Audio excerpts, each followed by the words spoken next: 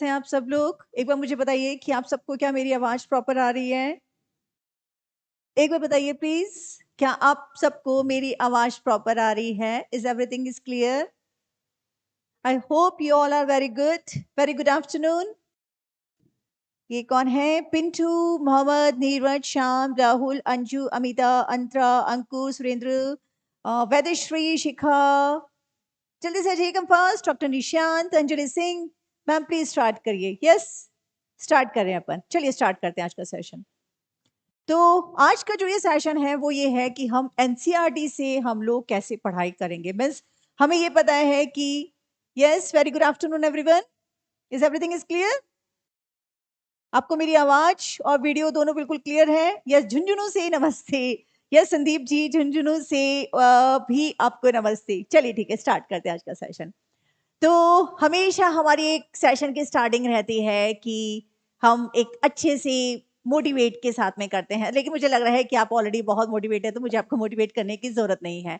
आज जो मैं आपको एक चीज बताने वाली हूँ, एक्चुअली हमें हमेशा ये होता है कि जब हम यूपीएससी की तैयारी करते हैं तो हमें ये लगता है कि बस एक फंडामेंटल बना हुआ है कि हाँ, हमें पहले एनसीईआरटी क्लियर करनी पड़ेगी, उसके बाद ही हम यूपीएससी की करते हैं। ये हमें सब चीज को पता है, चाहे हम हिस्ट्री को करें या पॉलिटी को या इकोनॉमी को, ज्योग्राफी को, सबको करें। तो लक्ष्मीकांत या कोई भी डीडी बसु या कश्यप, कोई भी अगर हम एक स्टैंडर्ड बुक पढ़ते हैं तो उससे पहले एक हमारी बेसिक रिक्वायरमेंट होती है आपकी एनसीईआरटी की बुक्स। अब क्योंकि टाइम हमारे पास भी नहीं है, तो अब स्टूडेंट्स को लगता है कि हम एनसीईआरटी की तैयारी पहले पढ़ें या हम प्रीलिम्स पहले पढ़ें। और फिर कई लोग ये भी कहते हैं कि भाई मेंस की तैयारी करेंगे तो प्रीलिम्स ऑटोमेटिक हो जाएगा। तो काफी सारे स्टूडेंट डिस्टर्ब थे कि हम एग्जैक्टली क्या करें। तो देखिए, आज मैं आपको एक नई चीज बताने वाली हूँ कि किस तरह से हम एनसीईआरटी को बहुत शॉर्ट के अंदर हम ऐसे पढ़ेंगे कि हमारी एनसीईआरटी भी कंप्लीट हो जाएगी और कब आप प्रीलिम्स के जो कॉन्सेप्ट्स हैं वो आप कंप्लीट हो जाएंगे, आपको पता ही नहीं चलेगा। तो are you ready with me? जल्दी से बताइए एक बार कि यस, हम लोग मैम तैयार हैं। इस एनसीईआरटी के को हम कैसे जल्दी से फिनिश करें, हम लोग जल्दी से मुझे बताइए। और उसके लिए आपको पेन और पेपर दोनों के साथ में रेडी होना पड़ेगा। यस, बिल्कुल। अच्छा ठीक है, आप लोगों की कुछ क्वेरीज है वो मैं आपकी सॉल्व कर देती हूँ मैं। आ, बिल्कुल नहीं, ये 9-10 वाला बैच नहीं है। ये जो भी अगर स्टूडेंट्स कंफ्यूज हो रहे हैं तो मैं बता दूं, 9-10 वाला बैच नहीं है। ये जो आपका जो यूपीएससी प्रीलिम्स वाले बैच की अगर आप लोग बात कर रहे हैं तो चलिए उसके ऊपर बता देती हूँ मैं आपको। आज सीसेट की क्लास, जैसे हमने कहा कि ऐप पे जो है आपको ओजांग एडू से आपको स्विच होना है, आपकी एनी टाइम लर्निंग ऐप पे स्विच होना है। आपको मैं बहुत, उस दिन भी मैं 2 दिन भी आपको मैंने पहले ही बताया था, सर भी आपको बता चुके हैं इस चीज को। एक सेकेंड, ये देखिए यहाँ पे साफ साफ है कि जीएस प्रीलिम्स और सी सेट की क्लास जो है अब ओजांग एनी टाइम लर्निंग ऐप पर चलेगी और इसके लिए सब आपको डाउनलोड कर लीजिए और इसके लिए कोई एक्स्ट्रा पेमेंट करने की जरूरत नहीं है। ये काफी टाइम से हम आप लोगों को बता रहे हैं। अब कुछ स्टूडेंट्स को कंफ्यूज हो रहा है कि ऐप पे क्लास नहीं चल रही है, तो प्लीज ये ऐसा कुछ नहीं है। ऐप पे बिल्कुल स्मूथली रेगुलर क्लास चल रही है। और उसके लिए मैंने पहले भी आपको, जब सैटरडे को मैं जब क्लास ली थी, तब मैंने आपको यही कहा था कि प्लीज सीसेट को जिन्होंने ज्वाइन नहीं किया था, सेम डे अपना जो है लॉगिंग करवा लीजिए, ताकि सेम डे पे अगर आप देन एंड देयर आप करते हैं तो थोड़ा सा ट्रैफिक आने की वजह से कुछ प्रॉब्लम हो जाती है। बट आज कुछ भी नहीं हुआ, सीसेट की क्लास बहुत ही स्मूथली 10:30 क्लास पे हुई थी। तो मेरे ख्याल से आपने अटेंड कर ली होगी। और जीएस की क्लास जो है वो रेगुलर चल रही है, जैसे कि आपके पहले लेक्चर्स हमारे हो चुके हैं, आपको पता है। जो फर्स्ट जो है हिस्ट्री के लेक्चर्स के साथ में उजांग सर ने स्टार्ट की है, तो वो क्लासेस आपकी रेगुलर चल रही हैं। और आज की क्लास जो है वो शाम को 7 बजे होगी। जैसे मैंने आपको बताया था कि मंडे से आपकी जो है रेगुलर बेसिस पे 2 लेक्चर्स आपके होंगे। फर्स्ट लेक्चर आपका सी सेट का होगा, फर्स्ट लेक्चर आपका जीएस का होगा। और उसके बाद में जैसे जैसे धीरे धीरे बढ़ाते रहेंगे, क्योंकि एक्चुअली होता क्या है कि एकदम से हम बहुत कुछ बढ़ा देते हैं ना, तो सब कुछ मैशअप हो जाएगा और हम वो नहीं चाहते। हमें हमें पता है कि आपका जो ये टाइम है बहुत ही प्रीशियस टाइम है, और कहते हैं ना कि एक एक कदम हम बहुत सोच समझ के चलेंगे। क्योंकि जैसे मैंने आपको कहा था कि ये 5 साल की नहीं, ये 5 महीने की जर्नी है जिसमें हम हिस्ट्री को क्रिएट करेंगे, लेकिन उसके साथ में आपका डेडिकेशन होना बहुत ज्यादा जरूरी है। राइट? तो मेरे ख्याल से ये कर लिया होगा सबने। उजांक एनी टाइम लर्निंग को ऐप कर लीजिए। अब कुछ प्रॉब्लम अभी भी बार बार बच्चों की आ रही है। वो ये प्रॉब्लम आ रही है, वो कह रहे हैं कि मैम हमारा हमने उजांक एडुक पे हमने चार्ज किया था, मीन्स हमने अमाउंट जमा करवाया था, लेकिन वो यहाँ पे है पेमेंट मांग रहा है। तो प्लीज ऐसा नहीं होगा, वो पेमेंट नहीं मांग रहा है। वो सिर्फ और सिर्फ उस प्रॉब्लम में आ रहा है जब आपने अगर उजांक एडुक के ऊपर जो आपने लॉग इन की थी, उस टाइम पे जो आपने आईडी डाली थी और कॉन्टेक्ट नंबर डाला था। ध्यान से सुनिए मैं क्या बोल रही हूँ। एक्चुअली मेजर प्रॉब्लम यही आ रही है।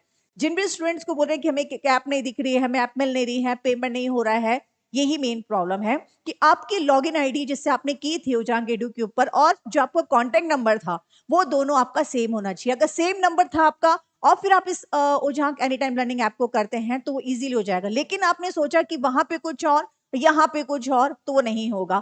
एक दो बात अभी जस्ट मेरी जो एक दो स्टूडेंट से बात हुई थी, वो बोल रहे थे कि मैम हमने बहुत पहले उजांक एनी टाइम लर्निंग ऐप जो है ईडू को किया था, बहुत 2-3 कोर्स हमारे ले चुके, काफी टाइम से हैं, अब हमारी आईडी को हम भूल गए हैं।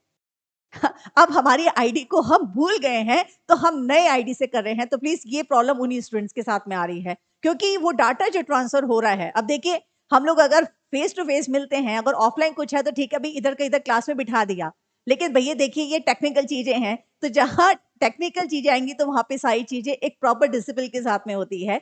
तो इसीलिए आपका जो उजांक एडू के ऊपर जो आपने लॉगिन आईडी लिया था और आपका कॉन्टैक्ट नंबर था, सेम नंबर सेम आईडी से आप करेंगे तो कोई प्रॉब्लम नहीं आएगी। राइट, चलिए स्टार्ट करते हैं आज के सेशन को। मेरे ख्याल से कोई प्रॉब्लम आपकी नहीं होगी। चलिए, तो मेरे ख्याल से ये आपने सब कर लिया होगा, उजांक any time learning app. Right, चलिए स्टार्ट करते हैं आज के सेशन को। अब आपका जैसे है कि हम बहुत, क्योंकि हमारे पास टाइम नहीं है, हम एनसीईआरटी को कैसे करेंगे। तो देखिए एक होता क्या है, हम लोग जब एनसीईआरटी करते हैं तो हमें पता है कि 6 to 12 हमें एनसीईआरटी करनी है, ये सबके दिमाग में क्लियर है, लेकिन एक स्मार्ट स्ट्रेटेजी के साथ में। क्योंकि एक्चुअली होता ये है कि हार्ड वर्क हम सब करेंगे, हम पढ़ेंगे, लेकिन एक स्मार्ट वर्क के साथ में। तो स्मार्ट वर्क क्या है, एक सिंपल सी चीज मैं आपको बता रही हूं। मैं स्मार्ट वर्क ये है कि हम जो यहाँ पे पढ़ेंगे, मैं आपको भी सारे टॉपिक्स बताऊंगी कि मैं एनसीईआरटी के अंदर कौन कौन से टॉपिक्स कवर करूंगी, उस 6 to 12 को हम पूरे डायमेंशंस के साथ में हम क्लियर करेंगे। मींस ये एक यूपीएससी की डिमांड होती है कि जब आप किसी भी सब्जेक्ट को पढ़ते हैं तो उसकी हॉरिजेंटल फॉर्म प्लस उसकी वर्टिकल फॉर्म दोनों को पढ़ना है। लेकिन जब तक हमें एक मेंटोर नहीं मिलता है, हमें एक डायरेक्शन नहीं मिलता है, तो हम क्या करते हैं, ठीक है 6th क्लास की हो गई, सारे सब्जेक्ट पढ़ लिए, रख दिया साइड में, चलो अब 7th की खोल लेते हैं। हम उस चीज को लिंक नहीं कर पाते हैं। तो लिंक का मतलब यही है कि जहां हम बेसिक कॉन्सेप्ट के साथ में चलेंगे, मींस जहां हम एक वर्टिकल अप्रोच के साथ में करेंगे, साथ में उसके एक हॉरिजेंटल अप्रोच भी हम लेके चलेंगे। तो इस चीज को प्लीज ध्यान में रखिएगा। ये जो स्मार्ट स्ट्रेटेजी जो मैं आपको बता रही हूँ, वो एग्जैक्टली यही है कि आप किस टाइप से आप उसका वर्टिकल और हॉरिजेंटल उसको लेके चलेंगे। राइट, तो हम क्या करेंगे, हम उसको वर्टिकल प्लस हॉरिजेंटल दोनों अप्रोच से हम उसको लेकर के चलेंगे। हम यहां से 6th, 7th, 8th, 9th, 10th, 11th, 12th हम ऐसे भी चलेंगे। हम एक भी टॉपिक को हम इसके अंदर लीव नहीं करेंगे, लेकिन हम इसके साथ में क्या करेंगे, हम इसके साथ में यहां पे बेसिक कॉन्सेप्ट्स जो हैं उनको लेके चलेंगे।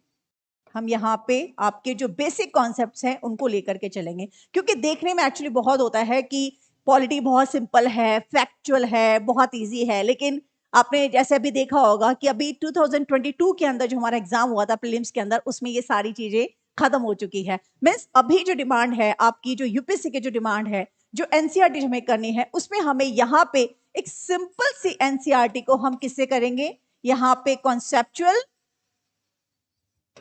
प्लस प्लस उसको हम एक डायनामिक अप्रोच के अंदर उसके साथ में हम करंट अफेयर के साथ में उसको कनेक्ट करके चलेंगे।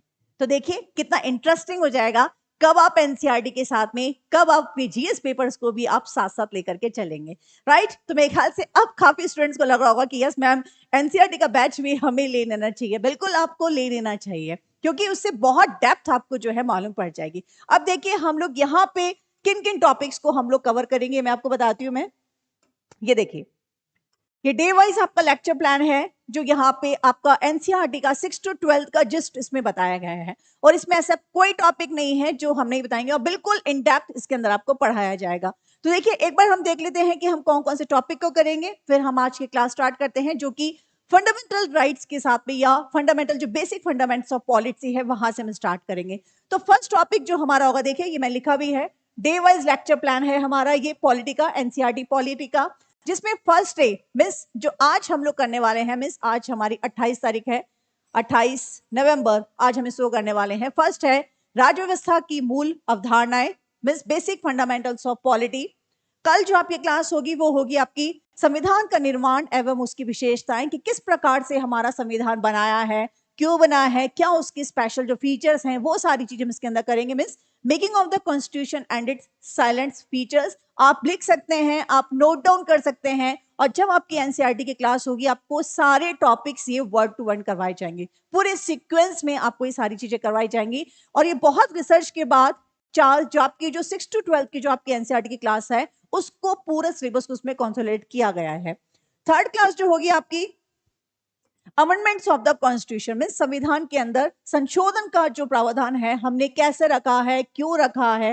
Next class fourth DPSP fundamental duties and fundamental rights में राज्य के नीति निर्देशक तत्व, मूल कर्तव्य एंड अधिकार, मूल अधिकार जो हैं ये फोर्थ डे लिया जाएगा। Fifth day erectile process in India means Bharat के अंदर निर्वाचन प्रक्रिया, ये सारे टॉपिक्स आप नोट डाउन कर सकते हैं। मैं फिर से रिपीट कर रही हूं, मैं जो भी स्टूडेंट्स जो एनसीईआरटी के बैच में हैं या जो एनसीईआरटी हमसे पढ़ना चाहते हैं और तो एनसीईआरटी के कोर्स को ले सकते हैं और ये सारे टॉपिक्स वहां पे करवाए जाएंगे। वो एक अलग बात है। अब ये मत सोचेगा कि मैम ये इतना लंबा टॉपिक है, ये एक दिन में हो जाएगा क्या, बिल्कुल मुझे पता है नहीं होगा। यहाँ हम पूरे एक्सप्लेनेशन के साथ में हम इसको आपको पढ़ाएंगे। अब ये मैं सिर्फ एक लेक्चर प्लान बता रही हूँ कि ये टॉपिक्स आपके होंगे। अब उसके अंदर एक दिन लगता है या 2 दिन लगता है, वो जो हम पढ़ेंगे, जो हम एक 1 to 1 जो इंटरेक्शन करेंगे उसके अंदर आपको क्लियर हो जाएंगे। नेक्स्ट है आपके union and the presidents means संघ एवं राष्ट्रपति। फिर है आपका स्टेट एंड गवर्नर मींस राज्य एवं राज्यपाल। Next PM and CM means प्रधानमंत्री एवं मुख्यमंत्री। 9th आपका है parliament and legislature procedure means संसद एवं विधि निर्माण की प्रक्रिया हमारी क्या है। 10th है आपका स्टेट लेजिस्लेचर मींस राज्य विधायिका। और 11th है आपका central state relations and inter state relationships means केंद्र राज्य एवं राज्य संबंध। नेक्स्ट 12th में आपका इमरजेंसी प्रोविजन मींस आपातकालीन प्रावधान जो है, क्योंकि एक बहुत बड़ी चीज जो हमने रखी आपातकालीन उसके, और इस पे क्वेश्चन आपके हमेशा आता ही है। मैं साथ साथ ये भी बताती जाऊंगी कि इसके अंदर जो है किस तरह के क्वेश्चंस आने हैं, जो हम जो कहते हैं कि एक बैक टू बेसिक या बिहाइंड द लाइन जो हम कहते हैं, बीटीएच जो मेथड जो सर का है, जिससे बहुत सारी रैंकिंग्स जो हैं ऑलरेडी बहुत फेमिलियर हैं। तो यहाँ पे हम पढ़ेंगे आपके बीटीएच मेथड से, बीटीएच मेथड्स हम इसको क्लियर करेंगे कि कैसे इन क्वेश्चंस को हम इन डेप्थ पढ़ेंगे। मींस यहाँ पे हम सिर्फ एक एनसीईआरटी, हमें एक स्कूल करिकुलम नहीं करना है। यहाँ पे जो हमारी अप्रोच है वो है कि हम एनसीईआरटी से हमें यूपीएससी को कैसे क्लियर करना है। तो एनसीईआरटी से यूपीएससी क्लियर करने के लिए आपको क्या करना पड़ेगा, हमें बीटीएच मेथड को हमें फॉलो करना पड़ेगा, क्योंकि उसके बिना यूपीएससी की अप्रोच पॉसिबल नहीं है। मींस अगर यूपीएससी के रास्ते में जाना है तो उसी के अकॉर्डिंगली चलना पड़ेगा ना। जब हम लोग कहीं जाते हैं, तैयार होके जाते हैं, तो डिपेंड करता है, हम शादी में जा रहे हैं तो वैसे ड्रेसअप होते हैं, हम बर्थडे पार्टी में जा रहे हैं तो वैसे ड्रेसअप होते हैं, हम मार्केट में शॉपिंग करने जाते हैं तो वहां पे हम वैसे ड्रेसअप होते हैं। तो यहाँ पे हम एनसीईआरटी कर रहे हैं, लेकिन हम किस अप्रोच से कर रहे हैं, हम यूपीएससी की अप्रोच से कर रहे हैं। तो हम बिल्कुल एक कॉन्सेप्चुअल जो है आपका उस पे जो है पढ़ाई करेंगे, फोकस करेंगे, ना कि आपके फैक्चुअल डाटा पे। लेकिन अगर है ये है कि आपका कोई दूसरे जो आपके 4th लेवल के जो एग्जाम्स होते हैं, 3rd लेवल, उन पे हम करेंगे तो हम फैक्चुअल करेंगे। बट यहाँ पे हम करेंगे सिर्फ यूपीएससी की तैयारी, तो हम बिल्कुल इसको बेसिक कॉन्सेप्ट से मींस बीटीएच मेथड से जो है हमारे इसके अंदर पढ़ाई करेंगे। नेक्स्ट आपके जुडिशियल ऑफिसर्स मींस न्यायिक अधिकारी जो है वो क्या करते हैं, कैसे उनका होता है, फंक्शन क्या है, उनकी प्रक्रियाएं क्या है, सारी चीजें इसमें देखेंगे।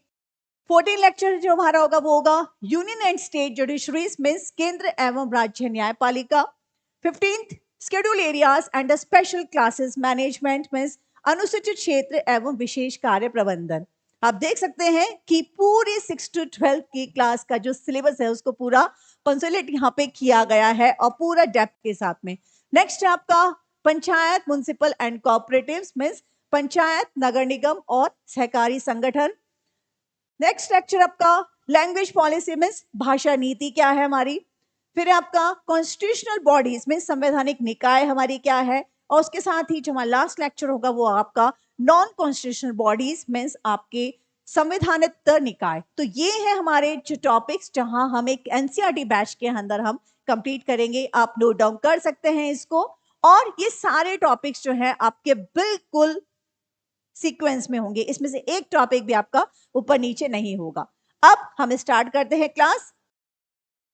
बिल्कुल, वेरी गुड इवनिंग। अब जो हम स्टार्ट करते हैं, अब हमें लगता है कि कई स्टूडेंट्स बोलते हैं कि मैम, स्पेशली अगर मैं बात करूं साइंस वाले स्टूडेंट्स की, जो ये बोलते हैं कि मैम पॉलिटी नहीं पढ़ी जाती है, मतलब समझ में नहीं आता है। तो देखिए, एक बहुत ही सिंपल वे के अंदर हम लोग पढ़ाई करेंगे, और बहुत ही इंटरेस्टिंग वे के अंदर, और बहुत ही टू द पॉइंट भी पढ़ेंगे, इंटरेस्ट क्रिएट करके करेंगे। एंड आई एम श्योर कि इतने इंटरेस्टिंग वे में आपने कभी नहीं पढ़ा होगा। तो चलिए स्टार्ट करते हैं आज का सेशन। आज के फर्स्ट लेक्चर जो हमारा है आपका basic fundamentals of polity. Start करें, आर यू रेडी? तो आज की हमारी क्लास फर्स्ट क्लास ये है। तो स्टार्ट करते हैं आज का सेशन। तो तैयार है आप लोग मेरे साथ पेन और कॉपी के साथ में, डिटेल्स में जहां पे हम पढ़ेंगे? यस, चलिए ठीक है, बिल्कुल चलिए। अब काफी स्टूडेंट्स को ऐसा लग रहा है कि जो 12th क्लास में है, और उनको लग रहा है कि हाँ मैम एक दिन में हमारी करवा दीजिए ताकि हमारी 12th की पॉलिटी निकल जाए। बिल्कुल हो सकता है, क्योंकि अभी 12th में आपके 2-3 महीने बाकी हैं, फेब से आप लोगों के एग्जाम हैं। तो जो स्टूडेंट्स जो हैं 12th बोर्ड के अंदर हैं, या जो 11th क्लास के अंदर है, उनके लिए तो ये बैच बहुत ही अच्छा है, क्योंकि इन 2-3 जो है बहुत शॉर्ट पीरियड के अंदर भी आपके कंप्लीट हो जाएंगे। तो आपका 12th का बोर्ड तो आपका नो डाउट आपका बहुत ही अच्छा होने वाला है। चलिए स्टार्ट करते हैं। तो फर्स्ट हम लोग स्टार्ट करते हैं जो है हमारा बेसिक फंडामेंटल्स ऑफ पॉलिटिक्स। अब देखिए, थोड़ा सा सोचिए कि बेसिक फंडामेंटल्स की बात करेंगे हम, या फैक्ट्स की बात करेंगे, तो हमारे दिमाग में क्या क्या चीजें आती हैं?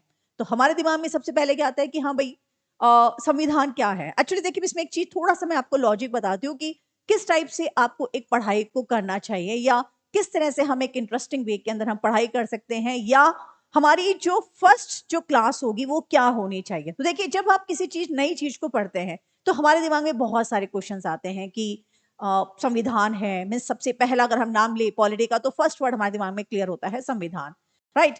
फिर हमें लगता है कि संविधान क्या है। मतलब मैं जब करंट अफेयर्स भी आपको पढ़ाती हूँ तो आपको पता है कि मैं एक मेरा एक सिंपल सी जो है मेरी क्लास का जो प्रिंसिपल होता है, जैसे उजांकिन से हमको अच्छे से पता है कि कुसुम मैम की क्लास का प्रिंसिपल क्या है। तो प्लीज अगर जितने भी जो उजांकिन यहाँ पे हैं और जो देख रहे हैं मुझको, तो मुझे बताएंगे कि कुसुम मैम की क्लास का प्रिंसिपल क्या होता है? जल्दी से बताइए। यस, अच्छा, कुछ स्टूडेंट्स को अभी भी कुछ प्रॉब्लम आ रही है, तो प्लीज अगर कुछ भी आपकी ऐप की या कुछ प्रॉब्लम आ रही है, तो उसके लिए कोशिश मैं आपको बता दूं कि नीचे जो है हमारा नंबर जा रहा है, उस नंबर पे आप कॉल करके आपको जो भी प्रॉब्लम है, किसी भी तरह की कोई प्रॉब्लम है कि आपका लॉगिन नहीं हो रहा है या कुछ नहीं हो रहा है। कई स्टूडेंट्स आप में से ऐसे भी थे जो कह रहे थे कि हाँ हमारे जिनका एप्पल फ़ोन जो या ऐसा कुछ यूज़ करते हैं उस पे नहीं हो रही है, तो उनको थोड़ी-सी 1-2 घंटे की जो है थोड़ी-सा लेट अलॉट होगी, पर क्लास लेट अलॉट हो जाएगी। और उसके साथ में जो कुछ भी और क्वेरीज़ हैं, तो आपके पास नीचे आपके स्टूडेंट नंबर जा रहा है, हेल्पलाइन नंबर, तो आप वहाँ पे कॉल करके ईज़िली बात कर सकते हैं। कुछ प्रॉब्लम हो बाय चांस, क्योंकि भी बैक टू बैक सारे स्टूडेंट्स के मैसेजेस आ रहे हैं, कॉल्स आ रहे हैं, तो क्वाइट पॉसिबल कि कॉलर जो है कॉल रिसीव नहीं कर पाएँ। तो प्लीज ये मत सोचिएगा कि कॉल कॉल हमारे जो है रिसीव नहीं हो रहे हैं, ऐसा नहीं है। रिसीव नहीं हो रहे हैं, टेक इट इजी, रिसीव हो रहे हैं, लेकिन एक्चुअली इतने सारे बैक टू बैक जो है आपके कॉल्स आ रहे हैं। तो अब देखिए, जित जो आपके जो नंबर हैं, मीन्स आपके जितने भी जो बहुत ही बड़ी मात्रा में हमारे साथ ये स्टूडेंट्स जुड़े हुए हैं, अब इतनी बड़ी मात्रा में स्टूडेंट्स तो इतने सारे कॉलर्स तो पॉसिबल है नहीं। अब कॉलर एक एक कान से ही जवाब देगा, दो से तो जवाब देगा नहीं। तो जब तक वो रखेगा, और मीनवाइल अगर आपका फोन आता है, तो आपको क्या लगता है कि हमारा कौन कोई कॉल जो है रिसीव नहीं करते हैं। तो प्लीज ऐसा नहीं है। अगर आपको लगे कि कॉल बिजी आ रहा है, तो जस्ट उसका जो व्हाट्सएप नंबर है, आपकी जो प्रॉब्लम है उस पर व्हाट्सएप कर दीजिए। It's so simple. वो कहते हैं ना कि हम जो सोचते हैं, हम अगर नेगेटिव सोचेंगे तो नेगेटिव का कोई इलाज नहीं है, पॉजिटिव सोचेंगे तो उसके बहुत सारे ऑप्शंस हैं, है ना। तो चलिए स्टार्ट करते हैं। अब हम जो बात कर रहे थे जनरल पॉलिटी की, तो फर्स्ट हमारे दिमाग में जो आता है, यस मैं आपको बताई थी कि मेरी क्लास का प्रिंसिपल क्या है। तो हमारी क्लास का जो प्रिंसिपल है वो फर्स्ट है कीवर्ड्स, हम कीवर्ड्स पे फोकस करेंगे, राइट। और सेकंड जो हमारा प्रिंसिपल है वो है आपका LCMM।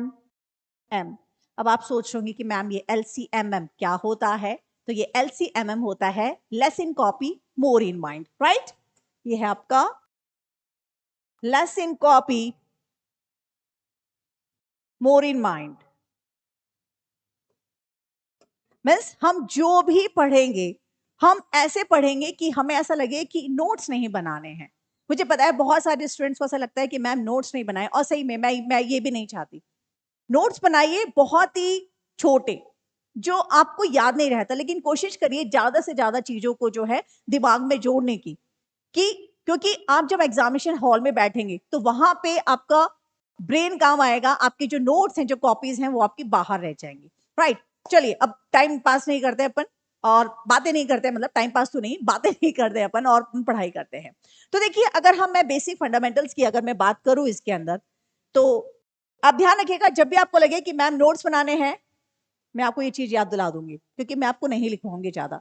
तो प्लीज मैं क्लास में भी स्टूडेंट से यही बात करती हूँ कि please put your pen down, back straight and hands fold. तो सिर्फ हैंड्स फोल्ड करके बैठ जाइए, बेसिक फंडामेंटल्स है तो। और मुझे पता है कि हर स्टूडेंट को पता है। और एक और चीज जो बहुत ही इजी एक टिप बताने वाली हूँ, जो मैं पॉलिटी का जो एक असूल है, मिस अगर ये सब्जेक्ट आपका ऐसा है कि आपको कुछ भी सोचने की जरूरत नहीं है, किसी ना किसी लाइफ सिचुएशन से कोरिलेट कर लीजिए।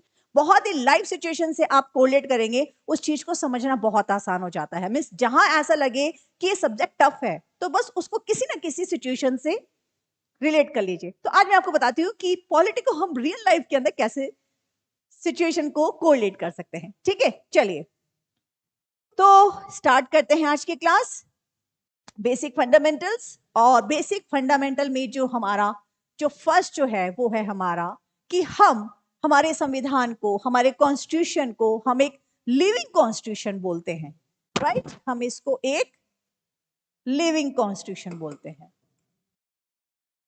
अब देखिए कैसे बोलते हैं। हमें पता है कि हम 6th क्लास से हम पढ़ते आ रहे हैं लिविंग, नॉन लिविंग, या हम इसको बोले एक जीवित या जीवंत संविधान भी हम इसको बोलते हैं, राइट। अब ये जीवंत या जीवित संविधान हम अगर बोले तो अब सोचिए कि हम क्यों इसको बोलते हैं। अगर मैं इसको हिंदी में भी यहां पे लिख देती हूं मैं, ये है हमारा एक जीवित दस्तावेज है हमारा ये।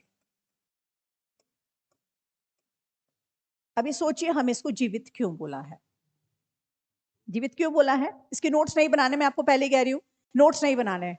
मेरी जितनी भी क्लासेस होंगी मेरी हमेशा LCMM मेथड पे ही होती है, उसी प्रिंसिपल पे मैं काम करती हूँ मैं, क्योंकि मैं चाहती हूँ अब कॉन्सेप्ट को समझे, अपनी जो दिमाग के घोड़े दौड़ाए, एक डायमेंशन साथ में आप सोचे। ठीक है, तो जीवित जो दस्तावेज है उसका मतलब क्या हुआ, एक नाम से मालूम पड़ रहा है। देखिए मैंने क्या कहा था, कैच द कीवर्ड।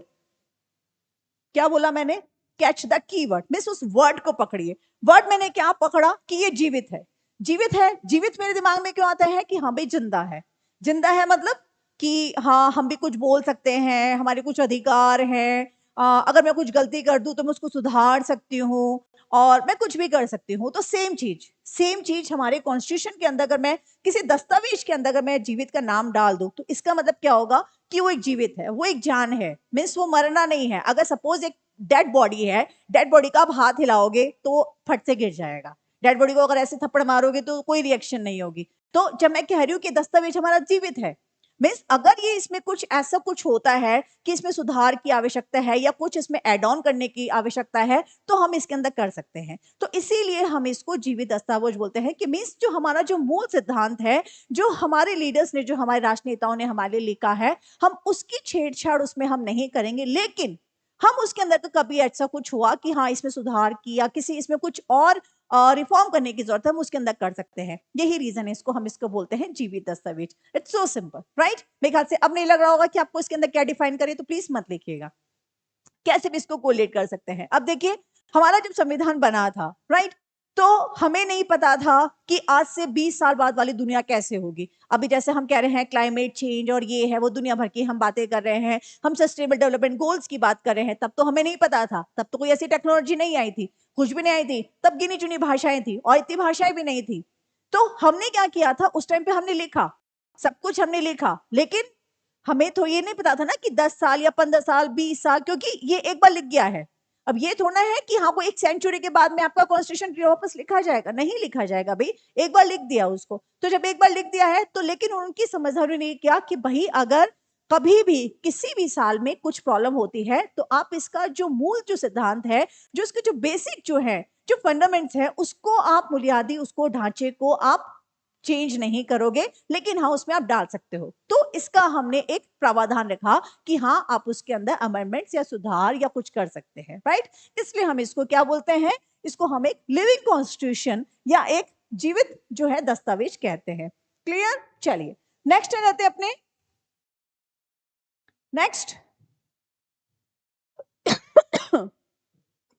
नेक्स्ट होगा ये आपका हैंड रिटन, कि ये हमने हैंड रिटन हमने क्यों किया है। अब हम इसको जीवित भी कह रहे हैं और ये एक हस्तलिखित भी है, राइट। जीवित मीन्स हैंड रिटन मीन्स आपका हस्तलिखित है। अब हमने सोचे कि हस्तलिखित क्यों है, तो देखिए हस्तलिखित अगर हम इसको बोले तो ये एक स्टोरी शुरू होती है रूम नंबर 204। अब आप सोचेंगे कि मैडम ये रूम नंबर 204 क्या है, तो देखिए रूम नंबर 204 की एक बहुत ही एक प्यारी सी स्टोरी है। सॉरी।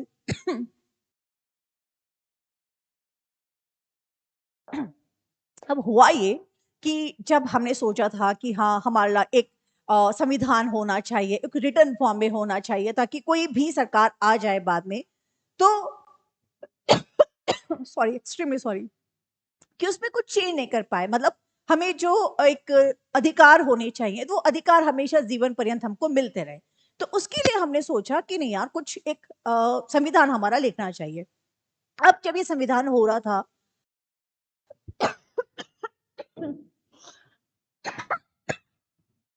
Extremely sorry.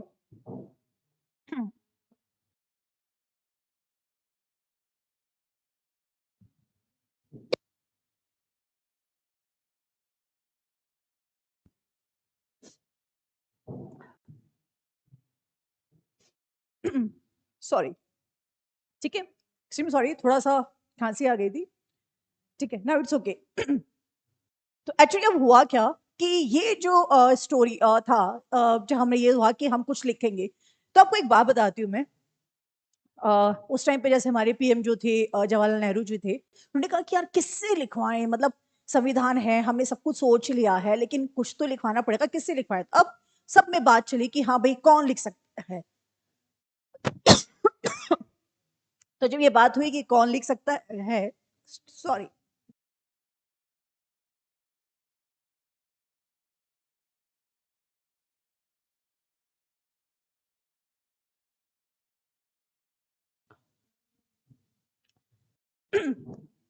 तो फिर काफी लोगों से पूछा गया कि हाँ कौन लिख सकता है, कैसे मतलब ये था कि हम प्रिंटेड हम लोग नहीं करवाएंगे, हम उसको हाथ से ही लिखवाएंगे। तो फिर प्रेम बिहारी जी को बुलाया गया, उन्होंने कहा कि मैं लिख दूंगा। तो ये मैं स्टोरी बता रही हूँ आपको, देखो रूम नंबर 204 की स्टोरी।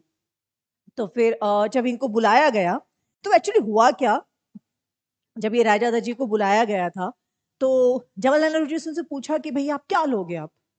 तो उन्होंने कहा कि मतलब ऑब्वियसली जब आप हैंड रिटन लिखोगे, कुछ लिखोगे, तो आपको पेमेंट तो उसका करना पड़ेगा ना।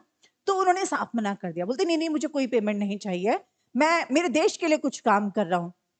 तो जब मैं मेरे राष्ट्र के लिए कुछ काम करूंगा तो ये मेरे लिए बहुत सौभाग्य की बात है कि इतनी इतने लोगों की भीड़ के अंदर सिर्फ मुझे अगर एकमात्र चुना जा रहा है, जो हम जिसका हम बेसब्री से हम इंतजार कर रहे थे कि हमारा एक संविधान होना चाहिए, हमारे कुछ हक होने चाहिए, हमारे कुछ राइट्स होने चाहिए, हम जिसका इतने सालों से अगर इंतजार कर रहे थे, अगर वो इतना बड़ा, अगर मुझे एक अपॉर्चुनिटी मिलती है कि मौका मिलता है कि मैं देश के लिए कुछ लिखूं, तो उसके लिए मुझे कोई इनाम मुझे नहीं चाहिए।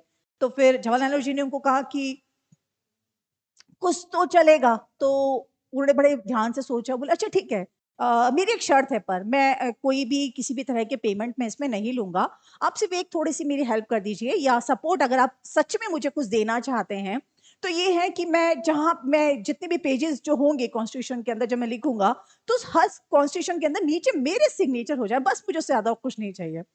तो जवाहरलाल नेहरू जी को बड़ी अजीब सी लगी ये बात, उनको लगा कि ऐसे मतलब समझ में नहीं आया कि मतलब ऐसे कोई सोच ही नहीं सकता।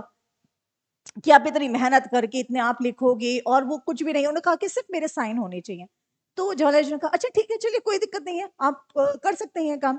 और वो बड़े खुश। और फिर उसके बाद हमारा जो कॉन्स्टिट्यूशन हॉल है, वहां पे उनको रूम नंबर 204 में बिठाया गया, क्योंकि देखिए ये कॉन्फिडेंशियल था, तो उनको वो एक रूम नंबर जो है 204 अलॉट किया गया कि आप यहीं बैठ के लिखेंगे। और उन्होंने बहुत सुंदर जो है वहाँ पे लिखा। और 248 अराउंड जो है, क्योंकि उस टाइम पे देखिए बॉल पेन वगैरह तो चलते थे नहीं, उस जमाने की बात है। तो इंक पेन जो होते हैं, तो होता है ना कि जब हम इंक पेन से लिखते हैं तो कभी-कभी जो ब्लंट हो जाती है, कभी यहाँ से मुड़ जाती है।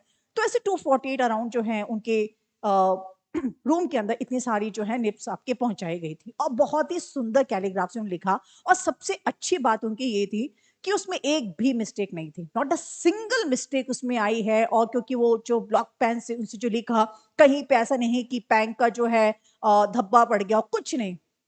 बड़ी ही सुंदर कैलीग्राफी के अंदर उन्होंने लिखा।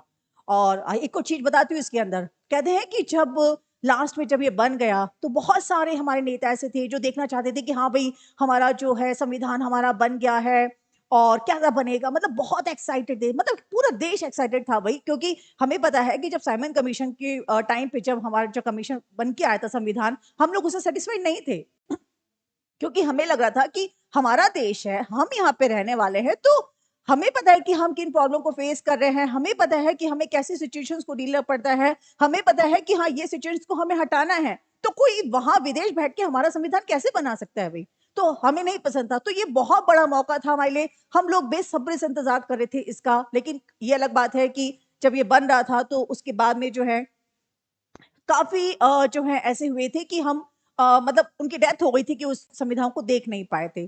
फाइनली जब ये हुआ और ये बना और ये आया सबके सामने, तो बहुत सारे लोगों ने साइन किए थे। इसके बाद एक बहुत इंटरेस्टिंग सा एक और फैक्ट बताती हूँ मैं इसके बारे में आपको। जब ये हुआ था, तो इसमें हिंदी में और इंग्लिश में दोनों में साइन हुए थे। मीन्स जितने जो हैं आपके जो लीडर्स थे, उन्होंने जहाँ पे एक तरफ हिंदी में साइन किए, वहाँ पे इंग्लिश में भी इन्होंने साइन किए थे। और ये हर पेज जो था वो इतनी सुंदर कलाकृति से बना हुआ था। कई बार आप देखेंगे कि उसके अंदर मतलब जैसे हैं राम है, लक्ष्मण है, सीता है, उनकी तक की तस्वीरें हैं। हमारी जो हिस्ट्री है उनकी है, मोहनजोदड़ो जो हमारी जो कल्चर है, हमारा इतिहास है। मीन्स बहुत सारी कहीं कहीं जगह पे जो है अर्जुन है और श्री कृष्ण को उपदेश दे रहे हैं, मतलब इतना सुंदर ये बनाया गया है। तो ये था हमारा हस्तलिखित रूम नंबर 204 की कहानी। राइट, अब मुझे बताओ इतने इंटरेस्टिंग वे में याद होगा या नहीं होगा? अब ये मुझे बताओ कि क्या आपको उसको लिखने की जरूरत है कि ये हमारा हैंड रिटन था, इसके अंदर इसने लिखा था, इसने ऐसे लिखे थे, इसमें साइन लिखा था? नहीं।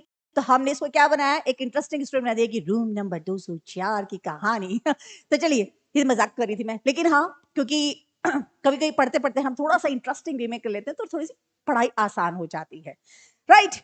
उसके बाद कहते हैं कि ये जो है थर्ड, अगर हम बोले, तो ये था हमारा कि इसके जो सोर्सेस थे, मीन्स जो हमने इसके जो चीजें ली है, जो कि एक्चुअली जो हमारा संविधान जब हमारा बना रहे थे हम, तो हमें बहुत सारी चीजें हमारी ऐसी थी कि हमें ऐसा लग रहा था कि, क्योंकि उस टाइम आपने देखा होगा फ्रेंच रिवॉल्यूशन हुई थी, बहुत सारी कंट्रीज में जो है रिवॉल्यूशन हुई थी, उस टाइम पे काफी रिवॉल्यूशन आपकी हुई थी, क्रांतियां हुई थी विदेशों में भी। तो सबका ये था कि कुछ ना कुछ किसी का अच्छा था। तो हालाँकि अगर आपको बताऊँ, कई जगह पे जहाँ हम एग्ज़ाम में को जहाँ पे फैक्चुअल डाटास पूछते हैं, यूपीएससी कभी ऐसी चीज़ें नहीं पूछता है हालाँकि। लेकिन हाँ, जहाँ पे फैक्चुअल डाटा पूछा जाता है, वो ये बोलते हैं कि भई इसको तो उधार का थैला है।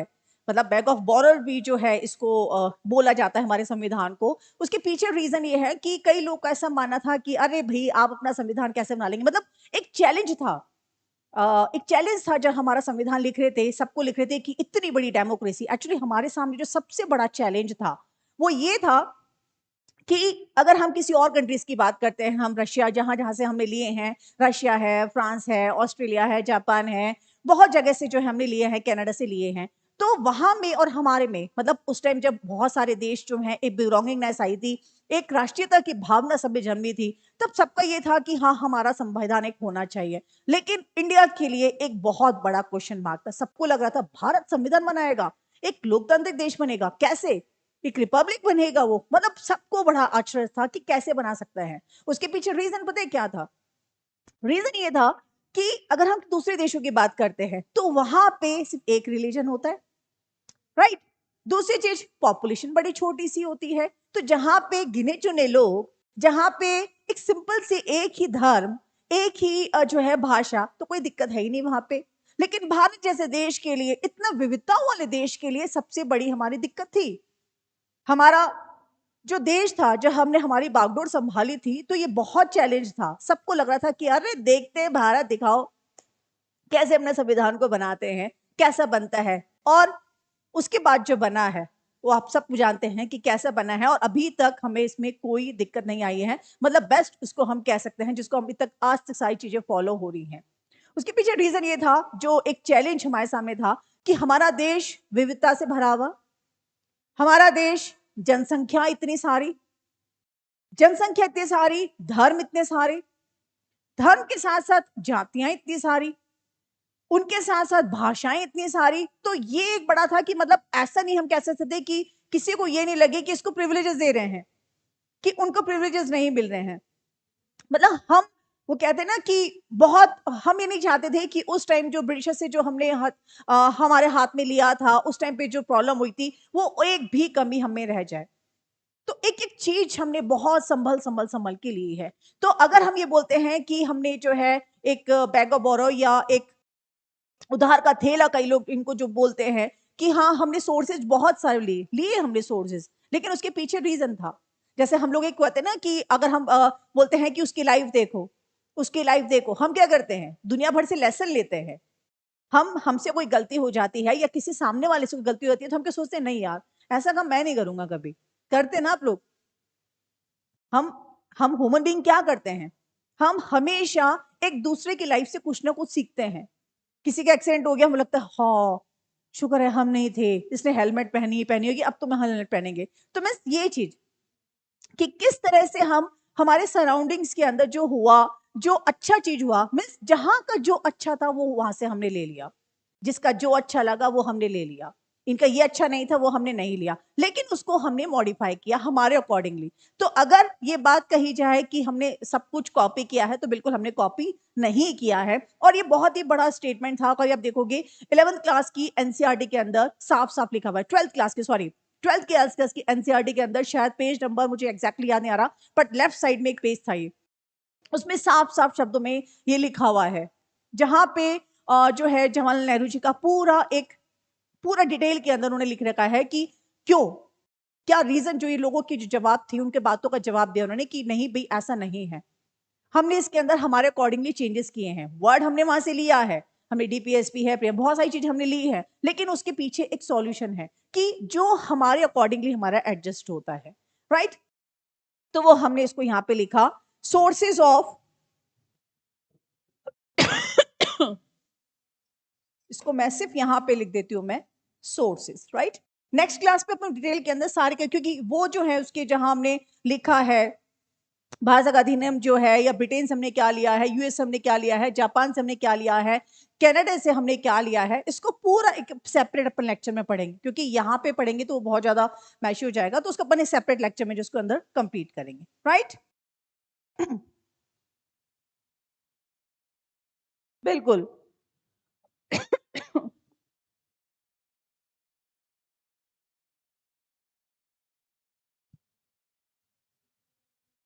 ठीक है। अब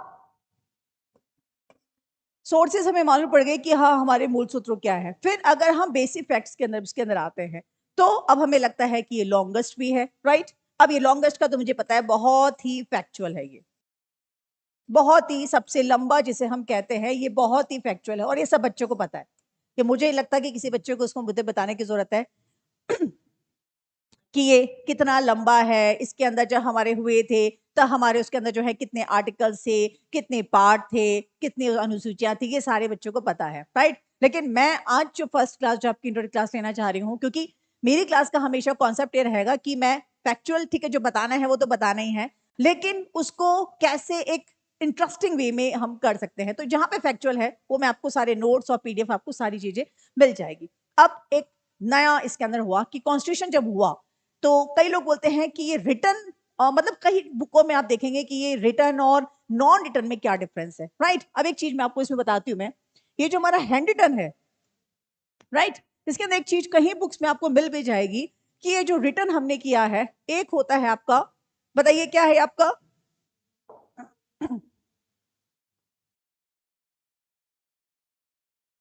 देखिए, इसी के अंदर भी बताती हूँ मैं आपका रिटर्न, ये डिफरेंस जो है, ये आपके एक्चुअली एक बार प्रीलिम्स में एक बार क्वेश्चन आया है आपका कि रिटर्न और अनरिटन कॉन्स्टिट्यूशन में क्या डिफरेंस होता है। अब देखिए, रिटर्न और अनरिटन में जो बेसिक है, कई बार ऐसा होता है कि जब हम किसी से कंपेयर करते हैं, अब देखिए सिंपल सी चीज है, अगर सपोज मैं आपको कुछ आप मेरे पास आ रहे हो, आप किसी भी स्कूल में या कहीं आप जा रहे हो, राइट? आप कहीं जाते हैं, जैसे सपोज आप किसी इवेंट के लिए आप जा रहे हो किसी होटल में, या कहीं आपने बुकिंग करवाई है, कुछ भी करवाई है, वो क्या लिखेंगे? हाँ भाई, इस रूम से इस रूम टाइम पे आपको आना पड़ेगा, ये है, ये आपके नॉर्म्स हैं, इस टाइम पे आपको ब्रेकफास्ट मिलेगा, ये मिलेगा, ये सारी चीजें आपको लिखित में दी जाती हैं, उसके अंदर आप कोई चेंज नहीं कर सकते हो, राइट?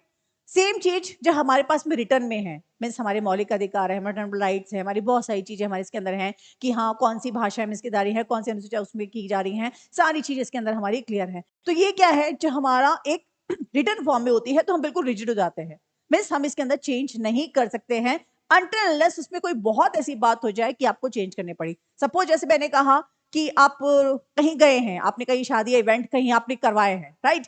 सपोज करिए कि आप में से किसी एक की शादी है, राइट? अब देखिए थोड़ा सा सब्जेक्ट ऐसा है, जब तक थोड़ा सा इंटरेस्टिंग वे में नहीं लिया जाएगा उसको मजा नहीं आएगा। इमेजिन कीजिए आप में से किसी की शादी है, आपने शादी का बुक करवाया, अब उसके अंदर बोल दिया कि हाँ भाई हम ये देंगे, इतने गद्दे देंगे, इतने फलाना देंगे, सब कुछ हम देंगे। अब on off sudden on off sudden एकदम से बारिश आ गई, अब क्या करेंगे? ग्राउंड पूरा बारिश से भर गया है, अब हम क्या करेंगे? तो फिर हम क्या बोलेंगे कि भाई, वो बोलेंगे देखो ये मैं नहीं लिखा हुआ था, तो हम क्या बोलेंगे? भाई प्रॉब्लम है भाई, आपको भी दिख रही है, जेन्युइन रीजन है। बोले अच्छा ठीक है, हम इसके अंदर कर देते हैं क्योंकि आपका नुकसान ना हो।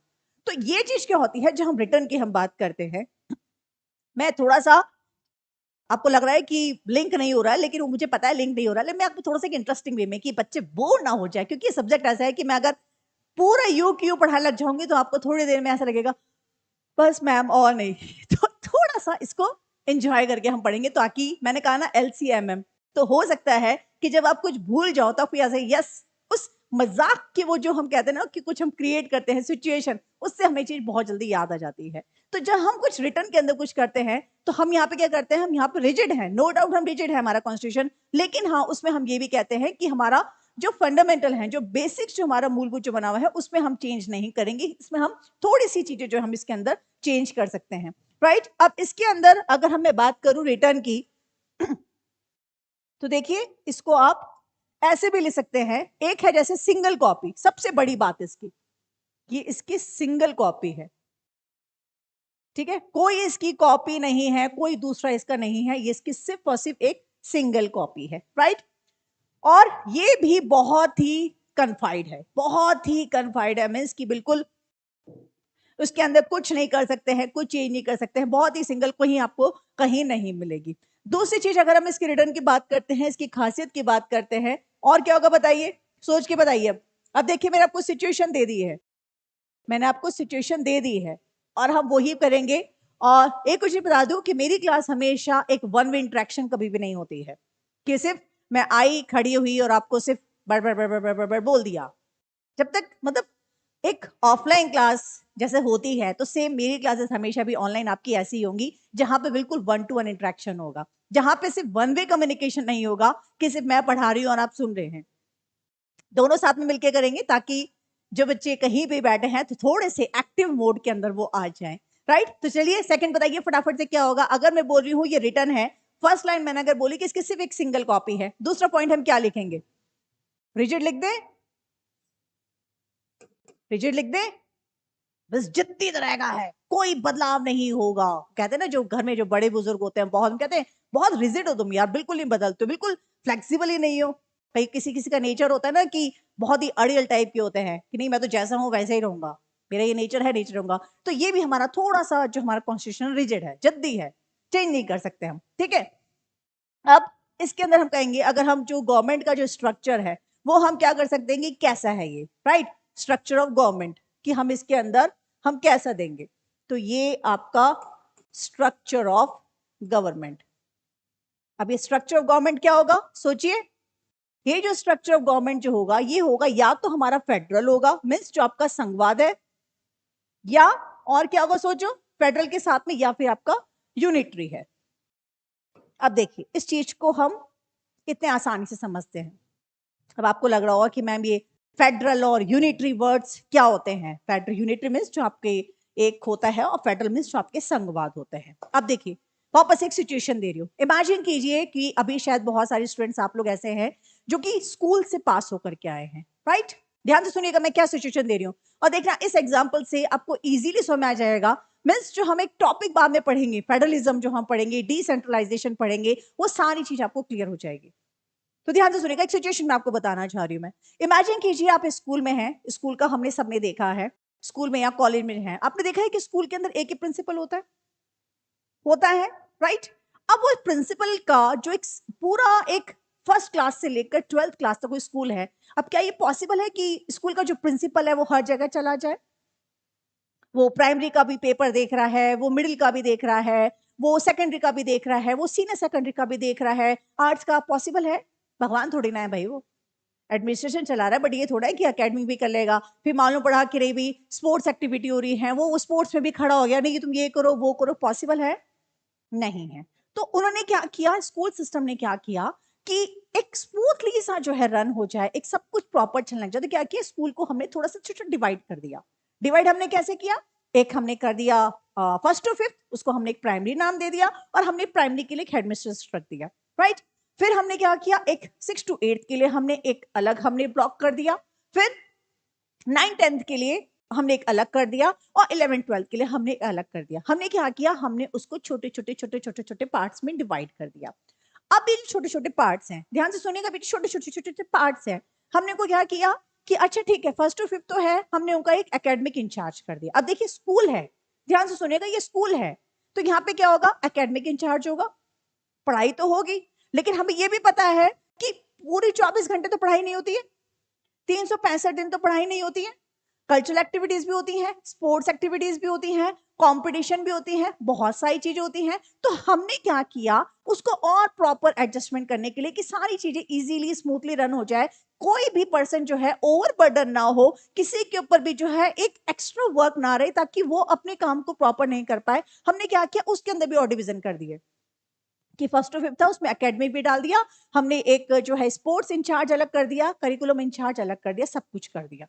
हुआ क्या कि हमें एक स्कूल को एक प्रॉपर रन करना था, इसलिए हमने उसको डिवाइड कर दिया। अब देखिए मैं आ रही हूं सिचुएशन के ऊपर। हमारा देश था, हमारा देश है, हमारा भारत देश है, हमें पता है कि इसमें बहुत सारी लैंग्वेजेस हैं, हमें पता है ये जो है फिजिकल जो है ये बहुत सारी विभिन्नताओं से भरा हुआ है, हमें पता है इसमें बहुत सारी भाषाएं हैं। तो जब हमारे देश ने हमारी बागडोर संभाली थी, तो हमें नहीं पता था ना कि हम कैसे रूल करते। तो हमने क्या किया, एक काम करते हैं, हम लैंग्वेज के अकॉर्डिंगली हमने स्टेट्स को डिवाइड कर दिया। भाषाओं के आधार पे हमने क्या किया, अलग अलग राज्य को दे दिया कि हाँ भाई, जहां पे गुजराती भाषा बोली जा रही है उसको गुजरात नाम दे दिया, जहां पे राजस्थानी भाषा बोले हमने राजस्थान नाम दे दिया। ऐसे हमने उसको अलग अलग पार्ट्स में डिवाइड कर दिया, राइट। अब बात है आई कि फिर सोचा कि ठीक है अब सुचारू रूप से सब कुछ चल जाएगा, लेकिन फिर याद आई कि अरे मेरे देश के अंदर तो रूरल एरिया ज्यादा है, मेरे देश में तो गांव ज्यादा है, शहर कम है। तो फिर सोले अच्छा ठीक है, एक काम करते हैं, एक पंचायती राज भी हम डाल देते हैं, राइट। तो इसका मतलब क्या हुआ, अब देखिए जब हमने उसको 3 पार्ट्स में डिवाइड कर दिया, हमने सेंटर पे आ गए, हमने स्टेट पे आ गए, फिर हम पंचायत पे आ गए। तो हमने क्या किया, 3 पार्ट्स में डिवाइड कर दिया। अब देखिए सिर्फ एक अलग अलग देने से तो कुछ नहीं होता ना, हमारे पास कुछ राइट्स भी होने चाहिए, हमारे कुछ पावर भी होनी चाहिए। तो हमने क्या किया, जब हमने सबको किसी को नाम दिया, हमने उनको पावर भी दे दी कि ठीक है भाई आपके पास में ये पावर है और अपना डिसीजन खुद ले सकते हैं। लेकिन हाँ, कभी कुछ कंफ्लिक्ट हुआ या कुछ भी प्रॉब्लम हुई, तो मेन जो प्रॉब्लम है, जो मेन जो डिसीजन होगा, जो फाइनल डिसीजन होगा, वो किसके पास में होगा, सेंटर के पास में। सेम ऐसे ही जब स्कूल में कुछ होता है, जो स्पोर्ट्स का जो टीचर है वो अपने डिसीजन लेगा, करिकुलम वाला अपना डिसीजन लेगा, एकेडमिक वाला अपना डिसीजन लेगा, कल्चरल एक्टिविटी का अपना डिसीजन लेगा, लेकिन जो फाइनल डिसीजन होगा, और क्या करते हैं हम, रिपोर्ट बनाते हैं, प्रिंसिपल सर को साइन करवाने जाते हैं कि सर ये सैंक्शन कर दीजिए। सेम चीज पंचायत, पंचायत के ऊपर स्टेट, स्टेट के ऊपर आपका सेंटर, और फिर फाइनल जो डिसीजन होता है वो सेंटर का होता है। तो इसको हम बोलते हैं आपका संघीयवाद। अगर मैं बोलूं कि हमारी जो सरकार है, हमारा जो देश है, वो कितने टायर है? तो हम बोलते हैं इसको ये 3 टायर सिस्टम है, मीन्स सेंटर, स्टेट और आपका पंचायत, राइट। अब यूनिटरी मीन्स जहां पे एक ही सरकार चलती है, तो हमारे यहाँ पे तो ये नहीं चलती है, राइट। तो देखिए ये वाली चीज आपकी क्लास 9th में है। मैंने कहा ना मैं आपको वर्टिकल, हॉरिजेंटल प्लस वर्टिकल, मैं दोनों चीज आपको साथ में लेके चलूंगी। और मुझे नहीं लगता कि ऐसे से छोटे छोटे जो रियल लाइफ से जो एग्जाम्पल्स हैं उसके बाद आपको लगेगा कि फेडरल सिस्टम के हम नोट्स बनाने लगे कि ये क्या होती है, इसकी परिभाषा क्या होती है। नहीं, हमें कॉन्सेप्ट समझना है, हमें कोई रट्टू तोते नहीं बनना है, हमें कोई मार्क्स थोड़ा लेने हैं उसके अंदर, कॉन्सेप्ट क्लियर होना चाहिए, राइट। क्लियर। चलिए दूसरी चीज के अंदर अगर हम आते हैं, यहीं पे अगर हम आते हैं जहां हम रिटर्न की बात कर रहे हैं, जहां पे हमने बोला कि स्ट्रक्चर ऑफ गवर्नमेंट यहाँ पर कैसा है, तो फेडरल है और आपका यूनिटरी है। दूसरी चीज हम क्या बोलेंगे कि इसका रीजन क्या है, या हम एक और चीज इसके अंदर लेंगे तो यहाँ पे जुडिशरी। लेकिन देखिए यहाँ पे जो हम यहाँ पे दोनों चीज कर रहे हैं, अब सबको तो नहीं मिलेगी ना, किसी ना किसी को तो उसके ऊपर मॉनिटरिंग करनी पड़ेगी। तो यहीं पे हम जो एक और पॉइंट डालेंगे वो डालेंगे हमारी जुडिशरी, जो हमारी न्यायिक प्रणाली है। तो मीन्स यहाँ पे जो हमारी न्यायिक सिस्टम है, जो हमारा जो जुडिशरी है, जो न्यायिक जिसम कहते हैं, उसके पास भैया सबसे ज्यादा पावर होती है, फाइनल डिसीजन उसका। वो क्या बोलेंगे, हमने पावर डिवाइड कर दी है, देखते रहो देखते रहो देखते रहो, लेकिन होगा वही जो हम करेंगे और वो बिल्कुल सहमत से उससे सिद्ध होगा, राइट। अब ये हो गया। अब अगर हम बोले कि सिंपल सी चीज हो गई, अब हम कहते हैं कि अनरिटर्न क्या होगा, तो अनरिटर्न सीधी सी बात है फ्लेक्सिबल होगा, मतलब जो ये है ये उसका उल्टा होगा, जो ये है उसका उल्टा होगा। उल्टा होगा, सोचिए क्या होगा, उल्टा होगा तो क्या होगा,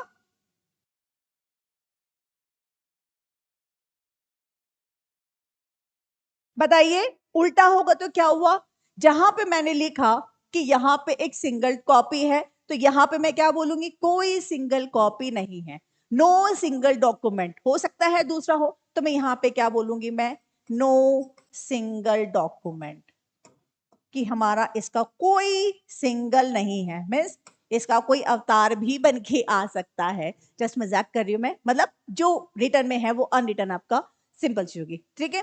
अब जहां पे मैं इसको रिजिड बोल रही हूँ, ये बहुत ज्यादा फ्लेक्सिबल है, बहुत बहुत बहुत ज्यादा ये फ्लेक्सिबल है। फ्लेक्सिबल है मीन्स, फ्लेक्सिबल है मीन्स लचीला है, राइट। ये हमारा क्या है, लचीला है बहुत, मीन्स जहां पे भी कर सकते हैं, लचीला यहाँ पे भी है, लेकिन रिजिड भी है और फ्लेक्सिबल भी है, दोनों है। और ये पूरी तरह से लचीला है। वो कहते हैं बिन पौंदे के लोटे, जब इधर पलड़ा भारी हुआ तो इधर हो गए, जब इधर पलड़ा भारी हुआ तो हम इधर सरक गए। तो ऐसे वाले होते हैं आपके, जहां क्योंकि कोई मोरल नहीं है वहां पे, कोई ऐसा नहीं है। दूसरी अगर मैं यहाँ पे कहूं कि यहाँ पे जो स्ट्रक्चर ऑफ गवर्नमेंट है वो यहाँ पे क्या होगा, तो सिर्फ वो यूनिटरी होगा, एक ही सरकार होगी, हमारा आधिपत्य है, जो हमने बोल दिया वो पत्थर की लकीर हो गई, जिसको जैसा रहना है रहो, लेकिन फाइनल डिसीजन हमारा होगा। हम किसी के नहीं सुनेंगे, हम वो ही करेंगे जो हम हमारी करेंगे। कई लोग होते हैं ना बहुत ही ऐसे वाले एटीट्यूड वाले, तो ये हमारी सरकार ऐसी होती है, तो कहते एक सत्ता, वन मैन आर्मी शो, जो उसने बोल दिया सब कुछ सही, बाकी सबका गलत, राइट। तो ये इस टाइप की आपकी सरकार होती है। और जहां मैंने कहा कि यहाँ पे जुडिशरी जो है, हमारी जो न्यायिक व्यवस्था है, न्यायिक व्यवस्था के पास में सबसे ज्यादा पावर होती है। लेकिन यहाँ पे आपने सुना है ना कि हिस्ट्री के अंदर आपने पढ़ा है कि आपके हिरार्की सिस्टम होता है, डेमोक्रेटिक सिस्टम होता है, राइट। तो यहाँ पे सेम वही चीज है, ये बिल्कुल डेमोक्रेटिक है, राइट। जहां पे वन मैन आर्मी शो आपका चलता है, मीन्स जहां पे अगर मैं बोलूं यहाँ पे सिंगल कॉपी होती है, यहाँ पे सिंगल कॉपी नहीं होती है। जहां पे मैं बोलूं स्ट्रक्चर ऑफ गवर्नमेंट आपका कैसा होता है, फेडरल भी होता है और यूनिटी, तो यहाँ पे फेडरल होता है, मीन्स संघवाद होता है। लेकिन यहाँ पे सिर्फ एक सरकार चलती है। यहाँ पे जब मैं अगर बोलूं कि यहाँ की जो न्यायिक व्यवस्था होती है उसके पास में सबसे ज्यादा पावर होती है, तो यहाँ पे उल्टा, यहाँ पे जो न्यायिक व्यवस्था होती है, नो डाउट न्यायिक व्यवस्था के बिना काम नहीं चलेगा, लेकिन उसकी जो पावर होती है वो लिमिटेड होती है। वो कहते हैं ना कि एक पपेट शो, एक पपेट शो, जहां पे राजा के हाथ में एक पपेट की डोर रहती है, अब हिलते रहो पेंडुलम जैसे, मिस उनका अपना डिसीजन नहीं होगा, जो ऊपर से जो आया ठीक है, हाँ में हाँ, ना में ना। लेकिन यहाँ पे पूरी पावर होती है। मैं आपको पढ़ाऊंगी, जब मैं सुप्रीम कोर्ट, हाई कोर्ट ये सब पढ़ाऊंगी तो मैं आपको पूरी की चीज क्लियर करूंगी। लेकिन इसी इंटरेस्टिंग वे के अंदर, राइट। तो यहाँ पे जो जुडिशरी है वो कैसी होती है आपकी, बहुत ही लिमिटेड। अब ये हो गए इसके कुछ फैक्ट्स की जो है बेसिक फंडामेंटल्स जो हैं कि एक लिविंग कॉन्स्टिट्यूशन है, मीन्स एक जीवन संविधान है, ये सबसे ज्यादा लंबा है और इसके जो सोर्सेज हैं ये इसको एक्चुअली आज की क्लास में लेना पॉसिबल नहीं है, वो मैं पूरा बताऊंगी अलग से कि ये जो सोर्सेज हमने इसके अलग अलग देशों से लिए हैं तो उनमें और हम में क्या अंतर था। इस टाइप के क्वेश्चंस काफी पूछे जाते हैं कि ये मेंस में भी आपके क्वेश्चन पूछे जाते हैं कि क्या रीजन है कि हमने सबसे ज्यादा जो है ब्रिटेन से लिए हैं, क्या उनकी खासियत थी हमारे में और उनमें, जो हमने जो पॉइंट्स लिए हैं उनमें बेसिक डिफरेंस क्या था। इस टाइप के क्वेश्चन आपके प्रिलिम्स और मेंस दोनों में पूछे जाते हैं, तो वो साइड चैप्टर इसको एक अलग सेशन में बिल्कुल सेपरेट उसके अंदर करेंगे। फिर सबसे ज्यादा जो सोर्सेज हमने कहां से लिए हैं, वहां से हमने एक ही क्यों लिया है, ये पार्ट हमने वहां से क्यों लिए हैं, वहां का जो ये था जैसे डीपीएसपी है या फंडामेंटल कुछ भी है, तो उसके अंदर और हमारे में जो हमने वहां से लिए तो हमें क्या चेंज हमने उसके अंदर किया, एज इट इज हमने नहीं लिया, क्या चेंज हमने इसमें किया, तो वो सारी चीज मैं आपको बिल्कुल एक अलग जो एक सेपरेट सेशन होगा उसके अंदर लूंगी। उसके साथ हमने क्या पढ़ा, ये हैंड रिटन है, उसके मैंने पूरे फैक्चुअल आपको बता दी कि कैसे लिखा था, कब लिखा था, क्यों लिखा था, रूम नंबर 204 की कहानी, जैसे ही हैंड रिटन आए तो आप दे देते कि हाँ रूम नंबर 204 की कहानी आपको याद आ जाएगी। फिर हमने इसको बनाया क्यों है, क्या हमें जरूरत पड़ी थी, तो हमें यही पता है कि भाई हम हमारी जो सत्ता है हम खुद से चलाना चाहते थे, हम एक आजादी की सांस हम लेना चाहते थे, हम चाहते थे कि हमारे मुताबिक जो है हमारा देश चले, हम चाहते थे कि हमारा देश का जो एक एक कोना है जो बिल्कुल जहां पे कहीं कुछ नहीं, रिसोर्सेज कुछ नहीं है, उन सबको भी जो है एक जीने का अधिकार है, राइट। तो ये सारी चीजें जो है इसकी वजह से हमने इसको एक संविधान का नाम दिया, इसलिए बोलते हैं कि हमारा जो संविधान है वो बहुत ही लिखित, बहुत ही सोचा समझा हुआ और एक रिटन कॉन्स्टिट्यूशन है। तो आज की क्लास जैसे मैंने आपको कहा था कि yes, basic fundamentals of polity, बस आज हम ये पढ़ेंगे। तो जल्दी से मुझे बताइए कि आज का सेशन आपको कैसा लगा, जल्दी से बताइए कि राइट। चलिए ठीक है, तो चलिए आज के सेशन को यहीं खत्म करते हैं, कल मिलते हैं अपन फिर से। और प्लीज कमेंट बॉक्स में लिख के बताइएगा। और कई जो स्टूडेंट्स को रहा था कि नहीं हमें जो है ऐप के हमें क्लास नहीं मिल रही है, तो प्लीज ओजांग एनी टाइम लर्निंग ऐप को आप डाउनलोड कर लीजिए, वहां पे क्लास इजीली स्मूथली चल रही है। मैं फिर से कह रही हूँ, ओजांग एनी टाइम लर्निंग ऐप को आप डाउनलोड कर लीजिए, क्लासेस बहुत ही स्मूथली चल रही हैं। सी सेट की क्लास आज हो गई थी और शाम को जो है जीएस पेपर की क्लास चल रही है, तो प्लीज ये जो बहकावे में जो जा रहे हैं उनसे कोई फर्क नहीं पड़ता है। आपको पता है कि उजांग एकेडमी हमेशा एक इनोवेशन के लिए जानी जाती है और हम स्ट्रगल कर रहे हैं, हम बच्चों के लिए स्ट्रगल कर रहे हैं कि देखिए जहां कहते हैं ना जहां स्ट्रगल होता है वहां सक्सेस भी उतनी ऊंची होती है। तो हमें पता है कि हाँ टेक्निकल प्रॉब्लम हो गई, सब कुछ होता है। अब देखिए कुछ जब हम कुछ रिवॉल्यूशन करते हैं, कुछ क्रांति करते हैं, तो कुछ ना कुछ प्रॉब्लम आती ही है, राइट। तो वो सारी चीजें प्रॉब्लम सॉल्व हो चुकी हैं। सीसेट की क्लासेस आज से जो निर्धारित समय था 28 तारीख से वो शुरू हो गई हैं, राइट। आज से 10:30 बजे जो है सीसेट की क्लासेस ऐप पे भी शुरू हो गई हैं और ये जो है आपकी जीएस की जो क्लासेस हैं वो शाम को 7 बजे, और सर की क्लासेस अभी चल रही हैं। अभी इस वीक जो है आपके पास में 2 लेक्चर्स आएंगे आपके सी सेट का और जीएस का, और जैसे जैसे टाइम बढ़ेगा हम आपको शेड्यूल आपको दे देंगे। तो आज के सेशन को यहीं खत्म करते हैं, कल मिलते हैं। Till then thank you.